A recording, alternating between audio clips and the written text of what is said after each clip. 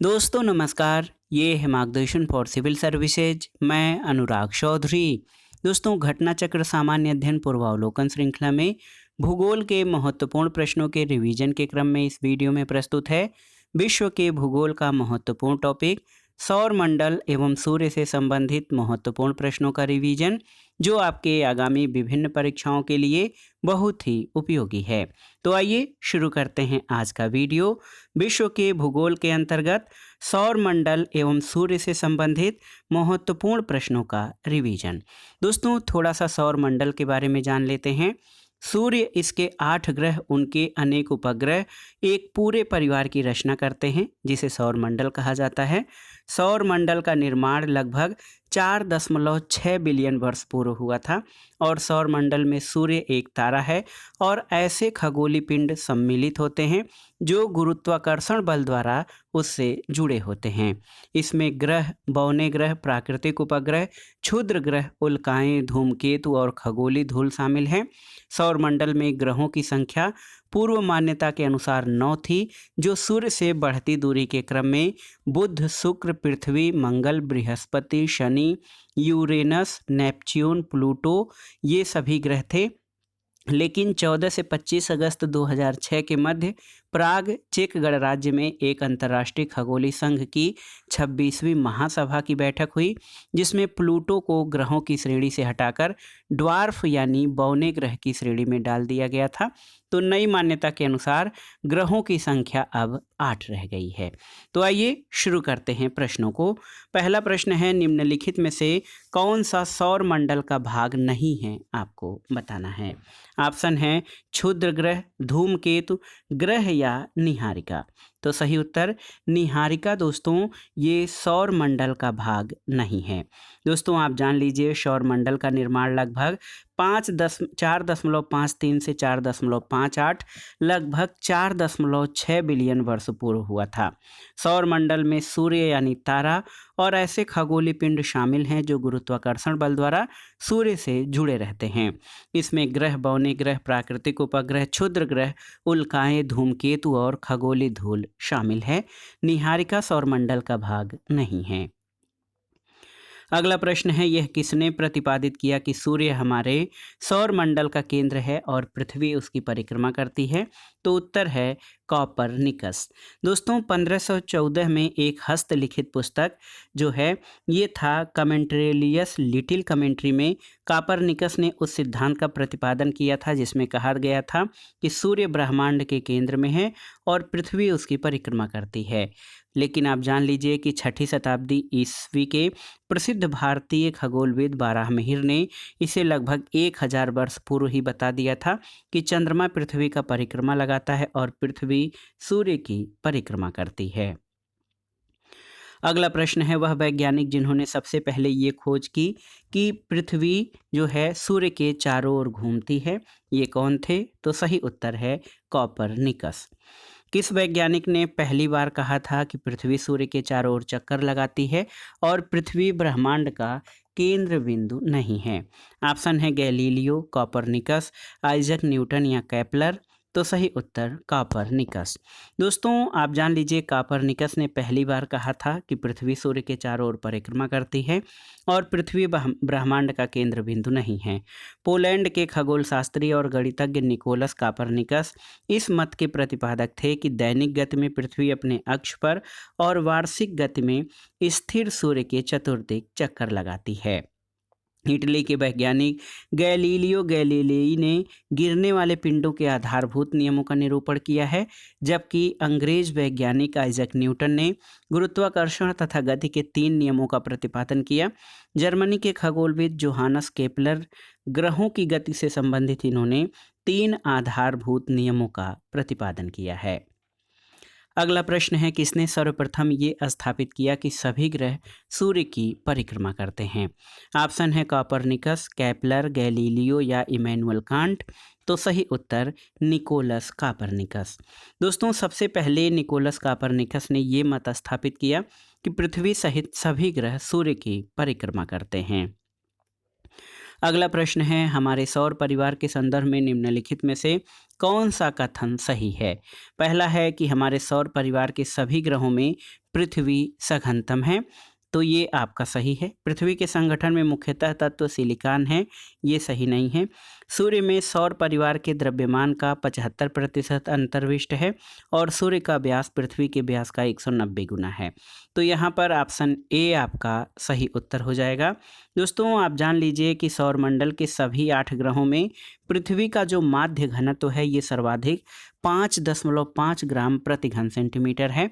अन्य ग्रहों का जो घनत्व है, बुध का 5.4, शुक्र का 5.2, मंगल का 3.9, बृहस्पति का 1.3, शनि का 0.6, अरुण का 1.2, वरुण का 1.6 है, तो कथन ए आपका सही हो जाएगा। दूसरा है कि पृथ्वी के संगठन में मुख्य तत्व लोहा है और 30.12% के साथ ऑक्सीजन दूसरे तथा 15.12% के साथ सिलिकॉन तीसरे स्थान पर है, तो सर्वाधिक मात्रा पृथ्वी के संगठन में सिलिकॉन की है, ये भी आपका सही नहीं है। तीसरा कि सूर्य में सौर परिवार के द्रव्यमान का 99.8% भाग अंतर्विष्ट है। सूर्य का द्रव्यमान 1.989 इंटू 10⁻30 किलोग्राम है, जो पृथ्वी के द्रव्यमान का लगभग 3,33,000 गुना है, तो इसलिए आपका जो कथन सी है, तीसरा कथन है, ये भी गलत हो जाएगा। और एक तथ्य और जान लीजिए कि सूर्य का व्यास पृथ्वी के व्यास का लगभग 109 गुना है, न कि 190 गुना। अगला प्रश्न है कि सौरमंडल में ग्रहों की संख्या कितनी है? तो आप जानते हैं सौरमंडल में कुल 8 ग्रह हैं, आप जान लीजिए। दोस्तों, आप जान लीजिए कि सौरमंडल में ग्रहों की संख्या पहले 9 थी, लेकिन वर्तमान में 8 ग्रह हैं। बुध, शुक्र, पृथ्वी, मंगल, बृहस्पति, शनि, अरुण और वरुण। प्लूटो अब ग्रहों की श्रेणी से निकालकर बौने ग्रह की श्रेणी में शामिल कर दिया गया है, तो नई मान्यता के अनुसार जो है ग्रहों की संख्या 8 है। अगला प्रश्न है, सूर्य से दूरी के क्रम में निम्नलिखित में से कौन से 2 ग्रह मंगल और यूरेनस के बीच के हैं? ऑप्शन है पृथ्वी और बृहस्पति, बृहस्पति और शनि, शनि और पृथ्वी, या फिर शनि और वरुण। तो सही उत्तर है बृहस्पति और शनि। दोस्तों, आप जान लीजिए कि ग्रहों का जो सूर्य से दूरी के क्रम में बुध, शुक्र, पृथ्वी, मंगल, बृहस्पति, शनि, अरुण और वरुण हैं, तो मंगल और यूरेनस के बीच बृहस्पति और शनि हैं। अगला प्रश्न है, निम्नलिखित ग्रहों से उनकी सूर्य से दूरी के क्रम में व्यवस्थित कीजिए। प्लूटो, पृथ्वी, बृहस्पति, यूरेनस। तो सबसे पहले बुध आता है, फिर शुक्र, फिर पृथ्वी, फिर मंगल, फिर बृहस्पति, शनि, अरुण और वरुण।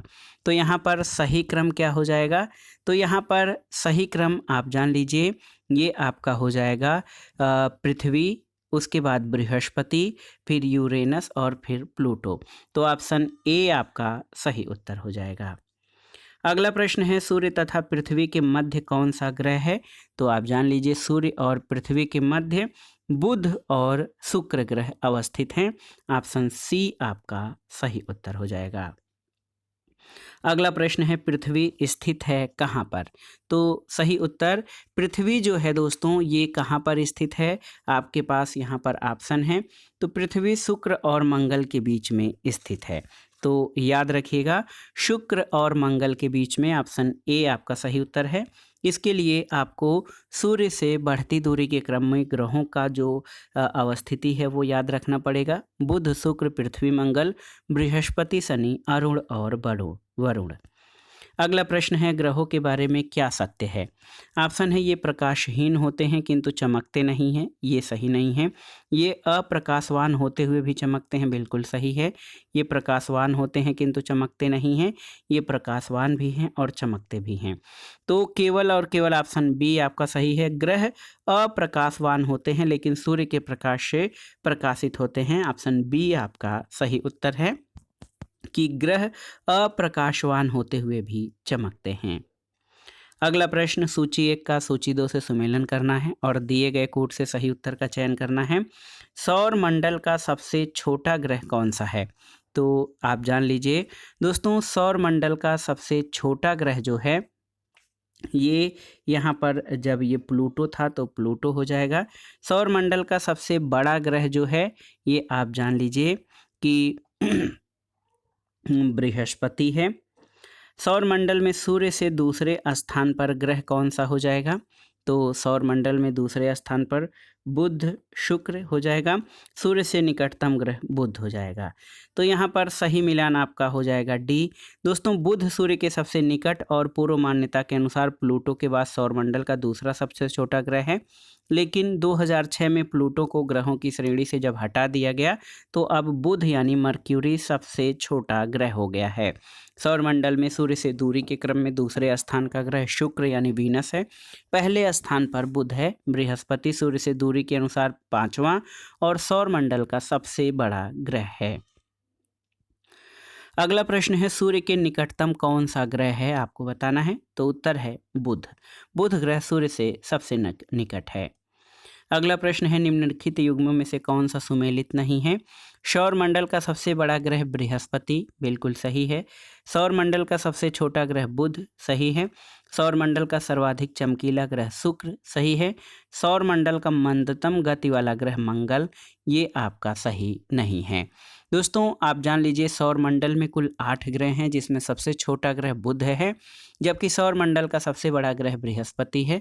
शुक्र सर्वाधिक चमकीला है। वरुण सबसे दूर है और इसकी परिक्रमण गति भी सबसे कम 5.4 किलोमीटर प्रति सेकंड है। ये सूर्य की परिक्रमा करने में 59,800 दिन, लगभग 164 वर्ष लगाता है। तो सौर मंडल का मंदतम गति वाला ग्रह जो है वो वरुण है। अगला प्रश्न है, निम्नलिखित को आकार के अनुसार घटते क्रम में लगाइए और नीचे दिए गए कूट से सही उत्तर का चयन करिए। तो आकार के अनुसार घटते क्रम में बृहस्पति, शनि, वरुण और पृथ्वी हैं।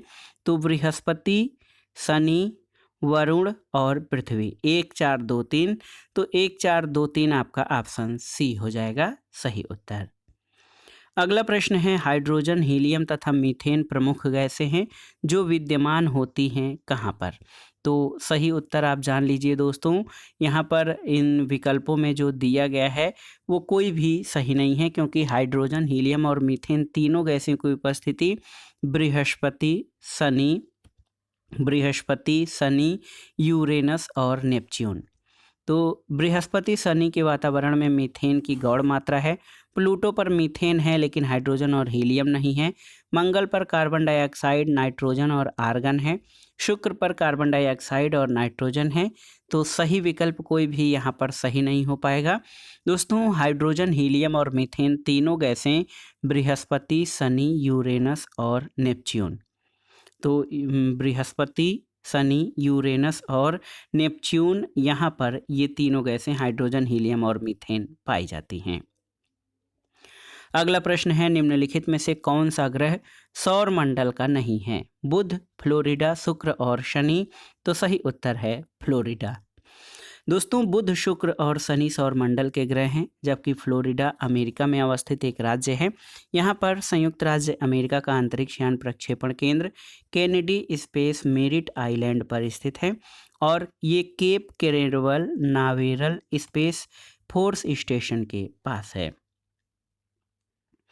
अगला प्रश्न है, गोल्डीलॉक्स जोन इनमें से किसके संदर्भ में प्रयुक्त होता है, आपको बताना है। गोल्डीलॉक्स जोन क्या होता है, आपको बताना है। तो सही उत्तर है बाह्य अंतरिक्ष में पृथ्वी जैसे ग्रहों की खोज गोल्डीलॉक्स कहलाता है। दोस्तों, गोल्डीलॉक्स जोन को आवासीय क्षेत्र भी कहा जाता है। ये किसी तारे के चारों ओर स्थित ऐसा क्षेत्र है जहाँ किसी ग्रह की सतह पर तरल पानी होने की उचित स्थिति पाई जाती है। तरल पानी ग्रहों पर जीवन की खोज में महत्वपूर्ण घटक है और हमारे सौरमंडल के गोल्डीलॉक्स जोन में स्थित पृथ्वी ग्रह है। अन्य की खोज में अनुसंधान जारी है और ये जोन न अत्यधिक गर्म न अधिक ठंडा होता है। अगला प्रश्न है, सूची 1 का सूची 2 से सुमेलन करना है और दिए गए कोड से सही उत्तर का चयन करना है। ग्रह यूरेनस, उपग्रह चंद्रमा, पुच्छल तारा हेली और कृत्रिम उपग्रह मेराइनर। तो 2 1 4 3 आपका सही उत्तर हो जाएगा। ऑप्शन ए सही सुमेलन है। अगला प्रश्न है, सौरमंडल का प्रधान आकाशीय पिंड कौन सा है? पृथ्वी, बृहस्पति, शनि या सूर्य। तो सही उत्तर सूर्य। दोस्तों, सौर मंडल का प्रधान आकाशीय पिंड सूर्य है। सूर्य सौर मंडल के केंद्र में स्थित है और संपूर्ण सौर मंडल के ऊर्जा का भी स्रोत है। अब आइए दोस्तों, सूर्य से संबंधित महत्वपूर्ण प्रश्नों को देख लेते हैं जो आपके आगामी परीक्षाओं के लिए बहुत उपयोगी है। दोस्तों, सूर्य जो है वो सौर मंडल के केंद्र में है।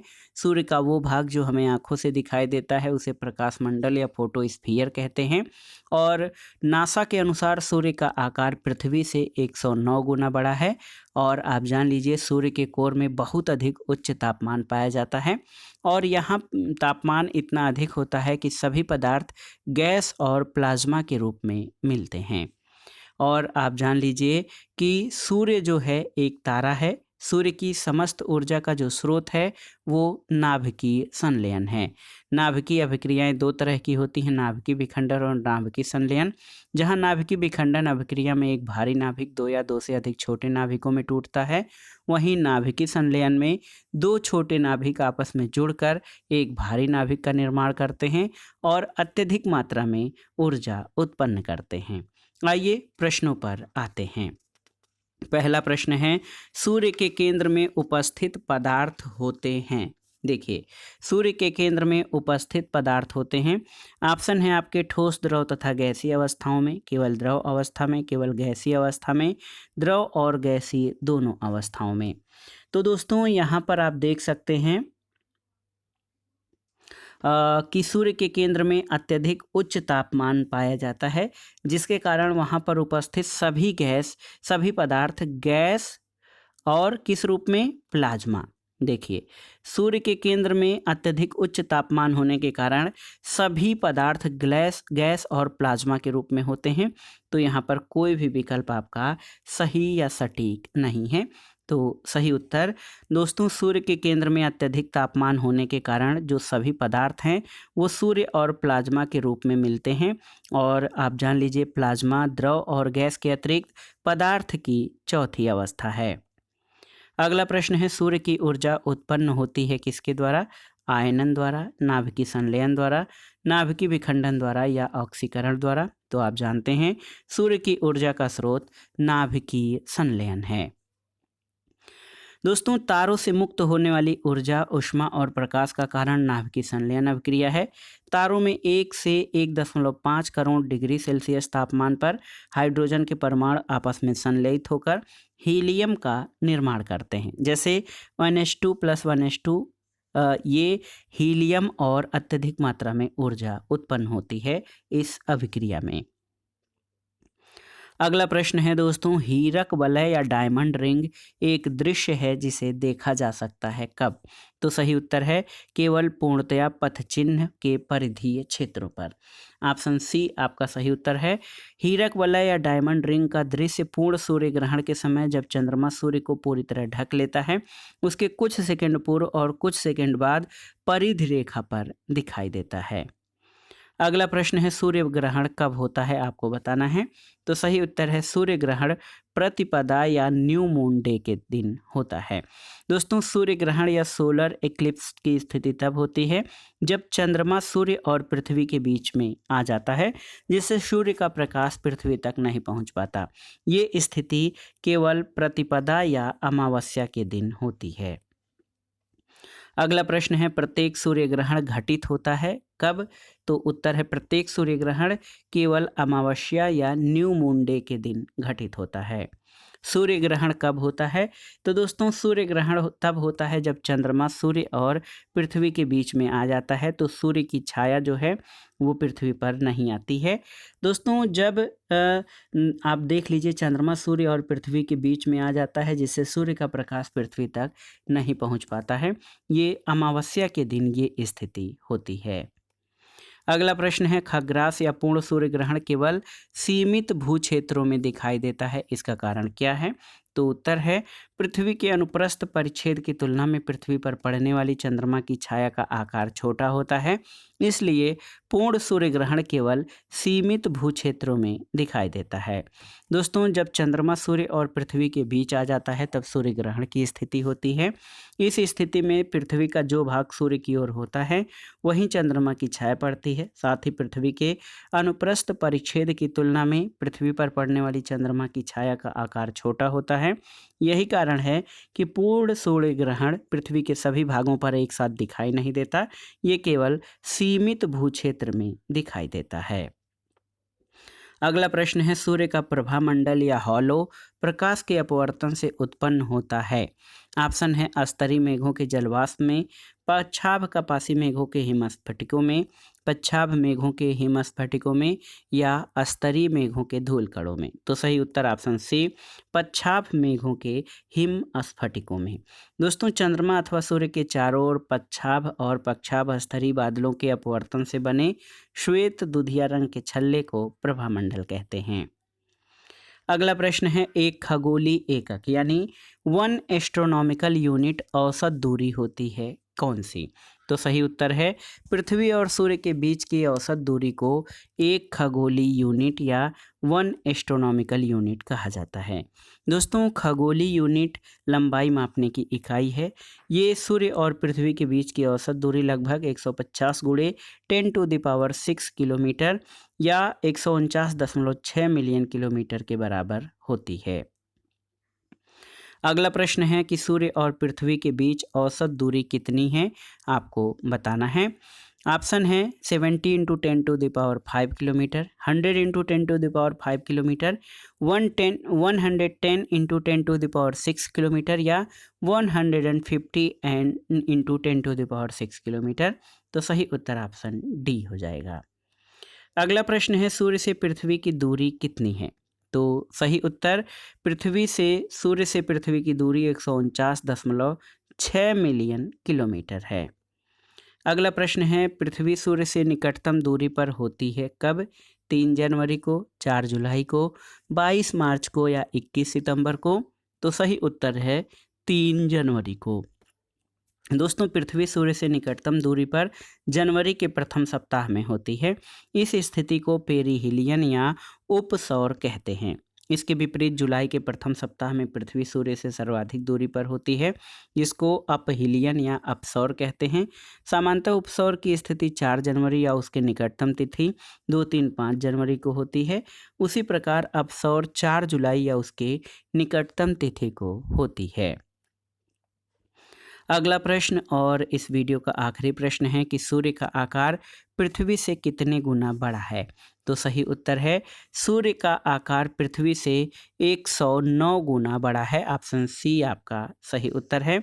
ये नासा यानी अमेरिकी अंतरिक्ष एजेंसी के अनुसार सूर्य का आकार पृथ्वी से 109.2 गुना बड़ा है। सूर्य की माध्य त्रिज्या 6,95,700 किलोमीटर और पृथ्वी की माध्य त्रिज्या 6,378 किलोमीटर है। तो दोस्तों, ये था आज का वीडियो। घटनाचक्र सामान्य अध्ययन पूर्वावलोकन श्रृंखला में विश्व के भूगोल के अंतर्गत सौरमंडल एवं सूर्य से संबंधित महत्वपूर्ण प्रश्नों का रिवीजन, जो आपके आगामी विभिन्न परीक्षाओं के सामान्य ज्ञान और सामान्य अध्ययन खंड के लिए बहुत ही उपयोगी है। आप इन प्रश्नों को तैयार कर लीजिए। वीडियो आपको कैसा लगा हमें कमेंट बॉक्स में ज़रूर बताइएगा। वीडियो को लाइक करें, शेयर करें और इस चैनल मार्गदर्शन फॉर सिविल सर्विसेज को सब्सक्राइब करें। वीडियो देखने के लिए धन्यवाद दोस्तों। नमस्कार।